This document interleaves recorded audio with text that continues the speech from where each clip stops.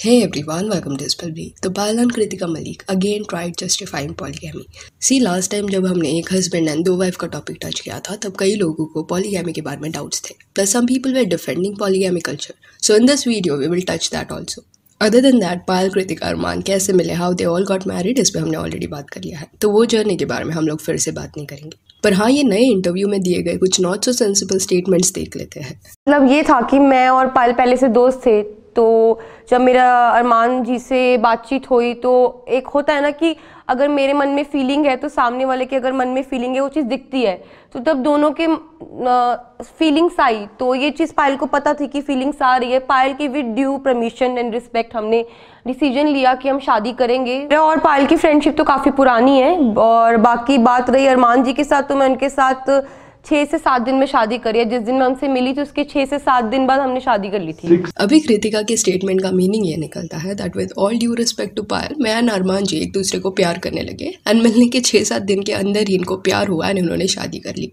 दोनों स्टेटमेंट्स ना बहुत कॉन्ट्राडिक्टिंग है, क्योंकि अगर मिलने के इतने कम टाइम में ही आपको अपनी बेस्ट फ्रेंड के हस्बैंड से प्यार हो गया तो of course this situation is not respectful. And अगर पायल ये डिसीजन का पार्ट होती तो उसे जब ये लोग बता दे that they are in love, तो एटलीस्ट एक नॉर्मल पर्सन को 3-4 दिन का वक्त लगेगा ये सदमा झेलने के लिए। उसके बाद और 3-4 दिन तो झगड़े में जाएंगे। तो ऑफकोर्स 6-7 दिन में फीलिंग्स आना, पायल का रिस्पेक्ट भी रखना इज नॉट पॉसिबल। ये सब चीज उसके पीठ पीछे हुई तो एक्सेप्ट इट कि इट वाज डिसरिस्पेक्टफुल। देखो, इनका करंट सिचुएशन जो भी हो, मे बी आज के वक्त में ये साथ में सब खुश होंगे and good for them if that is the case.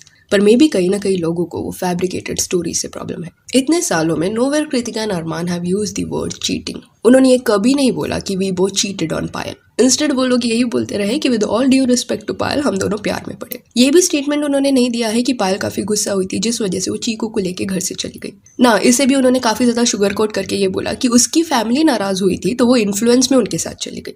In short, Kritika and Arman never accepted कि they cheated and Payal never stood up and said कि I was hurt when they did this to me. Instead, she was like कि I was okay with them getting married. I hugged them and accepted them. Self respect जो होती है ना, वो कहाँ है इस कहानी में? वो मिसिंग ही है। तो लोग इतने नासमझ नहीं है दैट उन्हें रियलिटी एंड झूठे फेरी टेल के बीच का डिफरेंस ना समझे। कहीं ना कहीं अगर वो लोग एक्सेप्ट करके मूव ऑन होते ना कि हाँ पास में we had issues, Payal was sad because she got cheated on, but अभी उसने कॉम्प्रोमाइज कर लिया एंड वो खुश है इस शादी में, देन ऑडियंस भी उनकी मूव ऑन हो जाती। Now some of you may say that it is their personal choice if they want to share that story or not. I completely agree. But then वही खुद ये बोलते हैं अपने वीडियोस में कि उनके जो फैंस हैं वो उनकी फैमिली की तरह है। हम उनसे कुछ छुपाते नहीं, सब बताते हैं। या तो ये मत बोलो when you're not that transparent, because if you're saying this then people will call you out on your BS. वो एक saying है ना, चिट भी मेरी पट भी मेरी, ऐसा नहीं होता। उसके अलावा कई लोगों ने ये भी सवाल पूछा था कि जब पॉलीगैमी इलीगल है इंडिया में तो इन पे केस क्यों नहीं हो रहा। तो पॉलीगैमी यानी कि एक पर्सन का एक से ज्यादा लोगों से शादी करना। एंड हमारा लॉ ये बोलता है कि polygamy is illegal in India for Hindus and other religions except for a Muslim male who is permitted to have multiple wifes, maximum 4 in number.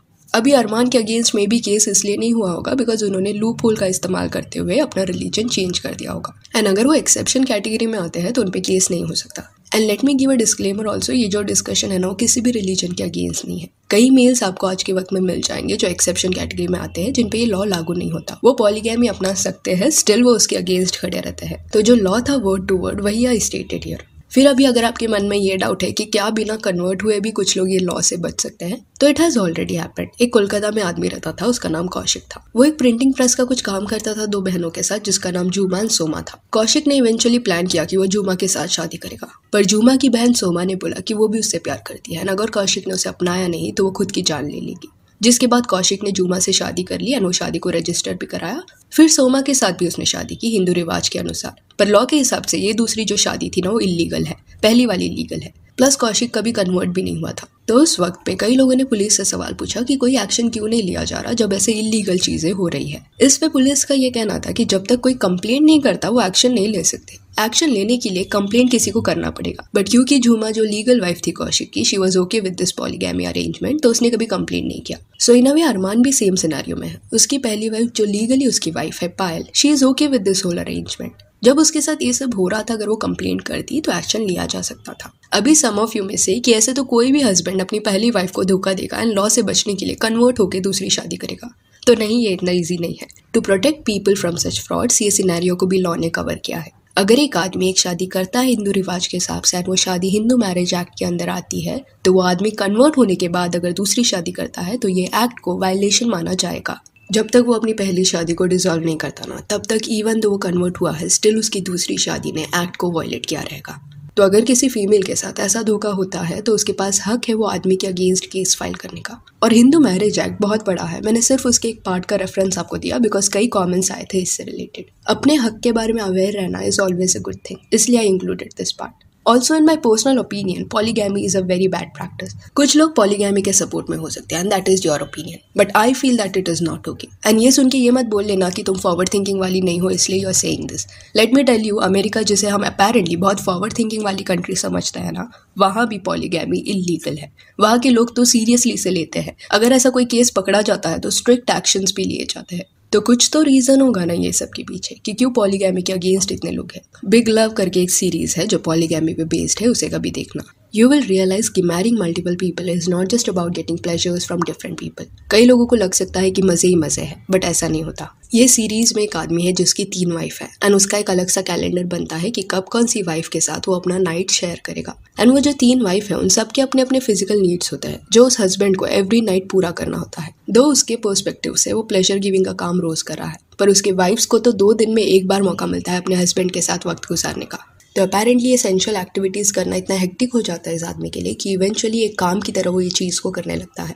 उसका जो वो प्लेजर कोशेंट होता है ना, वो डायरेक्टली नल हो गया रहता है बिकॉज उसे कोई ब्रेक नहीं मिलता। लेटर वो वाइग्रा यूज़ करने लग जाता है so that he can keep up with his ladies. Other than that his first wife deep down was never happy about this whole arrangement. कई साल पहले वो एंड सिर्फ उसका हस्बैंड एक नॉर्मल कपल की तरह रहते थे, पर वो बीमार पड़ी एंड उसके इलाज के लिए हस्बैंड के पास पैसा नहीं था, जिसके बाद उसने एक आदमी से मदद मांगी, बट उस आदमी ने शर्त रखा कि पैसे दूंगा पर मेरी एक बेटी के साथ तुझे शादी करना पड़ेगा।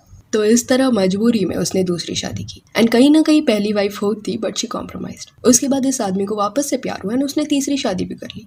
इवन पॉलीगैमी की आड़ में ना 60-70 ईयर्स के एजेड आदमी लोग अपने से कई साल छोटी लड़कियों से शादी करने लग गए थे जो 16 ईयर्स की भी नहीं हुई थी। तो ये जो पॉलीगैमी का प्रैक्टिस है इसमें जनरली एक पार्टनर हमेशा विक्टिमाइज होता रहता है, हेंस कई लोग इसके अगेंस्ट है। इमेच्योर पॉइंट ऑफ व्यू से इसे मत देखो कि वाह प्लेजर ही प्लेजर है। मैच्योर पॉइंट ऑफ व्यू से देखो कि कुछ वक्त के प्लेजर के लिए लॉन्ग टर्म इश्यूज खुद पे लोग ले लेते हैं। अरमान कृतिका पायल के व्लॉग्स देख के लोग गलत कंक्लूजन कर लेते होंगे कि बड़ा सॉर्टेड चॉइस है ये तो, but do not get fooled by what they are showing you. There are many things that they are not putting out. You only think कि एक्चुअल में इनमें कोई बड़ा झगड़ा हो रहा होगा जिसमें एक दूसरे को वो कुछ ना कुछ बुरा बोल रहे होंगे एंड ऐसे क्लिप्स क्या वो अपने सोशल मीडिया पे डालेंगे? वो नहीं डालेंगे। Why would they do that? ये चीज़ तो उनके हैप्पी परफेक्ट फैमिली के इमेज को डिस्ट्रॉय कर देगी। यही इंटरव्यू के दौरान एक सवाल ये भी पूछा गया कि ऐसा कभी हुआ है कि अरमान ने कृतिका के लिए गिफ्ट लाया एंड पायल के लिए नहीं। सी हाउ पायल रिप्लाइज कि इतनी हिम्मत नहीं हुई है इनकी। आपको अरमान ने कोई कुछ महंगा गिफ्ट दिया है या कुछ स्पेशल गिफ्ट दिया है और आपको इनसे जेलसी फील हो, आपको कभी वो चीज़ फील ना हुई हो, सरप्राइज ऐसा कुछ ना मिला? नहीं, ऐसा इतनी हिम्मत कभी अरमान जी की हुई नहीं। तो कहीं ना कहीं पायल हैज दैट अथॉरिटी, उसके पास एक अपर हैंड है बिकॉज वो फर्स्ट वाइफ है। एंड कृतिका का बॉडी लैंग्वेज कभी भी देखना, वो पायल के वैलिडेशन का वेट करती है। एंड यू मे फील कि पॉलीगैमी फ्रॉड इतना ज्यादा नहीं होता होगा, but if you are thinking so then you are wrong. Rural areas में ये आज भी होता है, पर ये इशू सिर्फ वहीं तक रुका नहीं है, सिटीज में भी हो रहा है। यही साल के फरवरी में एक ऐसे आदमी को पकड़ा गया जिसने 27 डिफरेंट फीमेल से शादी किया था। 1979 में उसकी सबसे पहली शादी हुई थी। लेटर ही रियलाइज्ड कि मल्टीपल शादी करके वो लड़कियों को स्कैम कर सकता है। वो जनरली ऐसे फीमेल्स को टारगेट करता है जिनका डिवोर्स हुआ रहता है या वो विडोज रहती है। उनको बताता नहीं that he is already married, उनको अपने प्यार में फंसाता है, उनसे भी शादी कर लेता। फिर बोलता कि वो हेल्थ ऑफिशियल की नौकरी कर रहा है तो काम के मामले से महीनों महीनों तक उसे दूसरे शहर में घूमना पड़ता है। तो इस तरह वो फीमेल्स को घर में रखता बट वो घूमता रहता है, दूसरी शादी करता रहता। देन ये फीमेल्स को जिनके साथ उसका शादी हुआ है ना, उनको एक एक करके कॉल करता है ना, इमरजेंसी के नाम से उनसे पैसे लेता एंड ये बोलता कि वो लौटा देगा, पर कभी लौटाता नहीं। वो लेडीज भी इसे आसानी से पैसा दे देती बिकॉज उनके हिसाब से तो वो अपने पति को पैसा दे रही है। अभी जब ये साल वो पकड़ा गया ना, तब उसका एज 65 ईयर्स का था एंड उसने एक्सेप्ट किया दैट उसकी 14 बीवियां हैं। लेटर पुलिस ने जब और इन्वेस्टिगेट किया तब दे गॉट टू नो कि 1979 से अभी तक उसने 27 फीमेल्स के साथ शादी किया है। एंड कुछ लोग सच्चाई पता होने के बावजूद भी एट टाइम्स कॉम्प्रोमाइज कर लेते हैं बिकॉज उन्हें अपने राइट्स के बारे में इतना पता नहीं होता। And hence polygamy is a bad practice and इसी वजह से कई कंट्रीज में ये कम्प्लीटली इलीगल है। So yeah, that's it for this video. Do let me know कि पॉलीगैमी के बारे में आपका क्या कहना है। And if you want, you can follow us on Instagram, जिसका लिंक आपको डिस्क्रिप्शन में मिल जाएगा। And ये वीडियो अच्छी लगी हो तो लाइक एंड शेयर करें और ऐसे और अपडेट्स के लिए चैनल को प्लीज सब्सक्राइब करें। Thank you.